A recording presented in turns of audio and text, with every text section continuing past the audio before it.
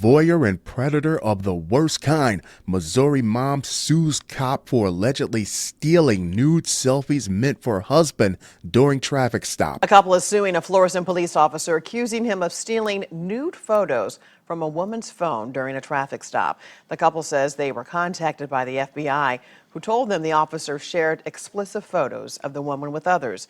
She believes those photos were stolen back in February when she was pulled over by the unidentified officer. Well. Florissant, Missouri has a population of a little over 52,000 people with an overall crime grade of a C+, which is not bad, except it leaves space open for more extracurricular activities. Say a cop pursuing his own personal passions, patrolling for private parts pictures like a proper pervert. I know the front seat of that police cruiser would look shameful under a black light. A 24-year-old Missouri woman filed a $25,000 lawsuit Friday, calling a local cop a sexual voyeur and predator of the worst kind over what she said was a traffic stop that turned into an invasion of privacy. I think she should have asked for more money. The harder you hit their pockets, the further up the chain this has to go. The plaintiffs in the lawsuit are identified only as Jane and John Doe, a married couple living in Florissant who have several children. They sued the Florissant Police Department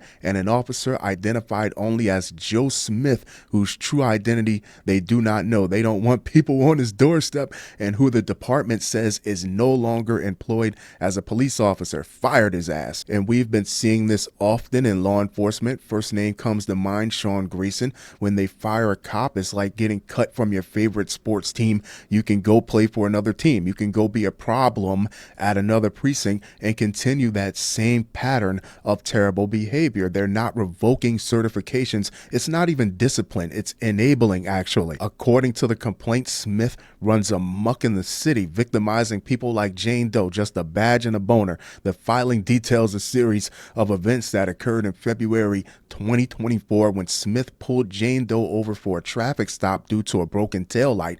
The officer allegedly asked Doe if she had insurance, and curiously, Officer Smith told plaintiff that she needed to pull up proof of insurance on her phone and show it to him. Why does she have to have it on her phone? People still carry physical forms of insurance also. That is weird.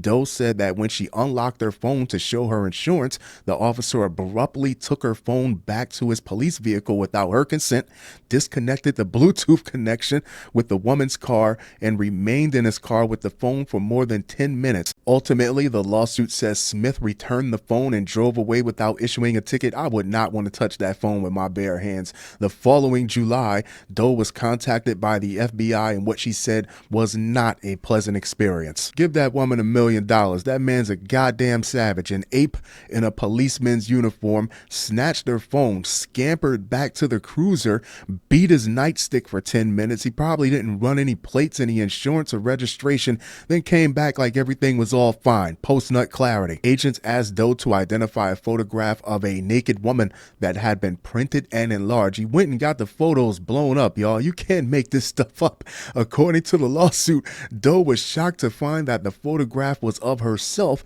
and it was a photograph that she had only ever exchanged with her husband. According to the filing, the FBI alerted Doe that the picture of her was not the only explicit photo they discovered in Smith's possession. Doe asserted in the complaint that Smith scrolled through her phone, voyeuristically viewing naked photographs of both her and her husband in their intimate messages. What could you possibly get out of that? Then used his own phone to take pictures of Doe's pictures of to-go plate. Doe said that since the incident, she has been incredibly disturbed and suffered humiliation, severe emotional distress, and a shattering of her trust. There is no number that you could put on that, but I also know that that number would definitely start at a lot higher than $25,000. Plaintiffs have lost all faith in the Florissant police and grow nervous whenever they see an officer. Rightfully so. You don't want some random cop adding your photos to the spank bank, the filing said. Doe said that she has suffered severe anxiety as a result of the incident and has incurred related medical expenses. If you're in law enforcement and you put your badge on every day to genuinely protect people, to genuinely help people, this type of behavior from within your ranks is just as opposed to what you stand for as the common criminal. This makes your job harder.